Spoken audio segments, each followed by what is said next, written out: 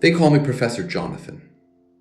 Half Puerto Rican, half Chinese, all Caribbean, fully tangled up in women I probably shouldn't have. Before we all parted ways, Bridget had one more idea. We'll meet tomorrow. Grocery store near your place. You're cooking, Jonathan. Yeah, he's always said he cooks better under pressure. And if dinner works, maybe everything else will too? Let's hope the store has enough spice. The women met first, no tension, just a kind of knowing calm. I didn't know then they even joked about sharing me officially. We walked the aisles, each picked something personal and their favorite bottle of wine. Catalina grabbed jasmine rice, Bridget fresh ginger and mint tea, Luanda black beans and farofa. I picked out the rest of ingredients. Dinner was going to be rice and peas, stir-fried bok choy, Brazilian beans. When I mentioned the menu for dinner, each woman remembered what I cooked for them and desired more. We got back from the store just before sunset, arms full of rice, beans, bok choy, garlic, wine, and history. They moved like they'd done it before.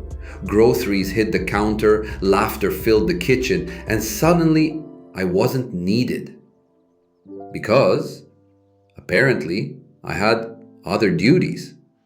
Bridget was first.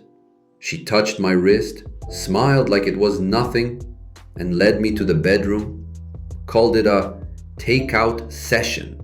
Then Luanda came in just as Bridget left. No words, just jasmine oil on her collarbone and that look that made me forget how time worked. And Catalina? She didn't knock. Luanda and her wordless exchanged places. She whispered in Spanish, laughed and said, "Chef, postre antes de la cena." They timed it perfectly. Because when I stumbled back into the kitchen, hands washed, heart racing, every ingredient was chopped. Garlic minced, peppers sliced, bok choy cleaned like magic or a conspiracy. Knife on cutting board, water running, soft R&B playlist fades in. Luanda put on her playlist, smooth, sultry, a little too loud. I couldn't hear what they were talking about as they set the table and kept glancing at me. They took turns wandering in, Catalina next to me by the stove. Need help stirring, amor? You're not burning the rice, are you? Luanda just came in and kissed my neck. I was dizzy, not from the wine, but from their perfume. Jasmine, bergamot, and vanilla. 3 scents, one spell. Then came the clink of glasses, laughter that started at the belly, wine poured without measure. We sat, 4 plates, 4 chairs. But this wasn't a regular dinner.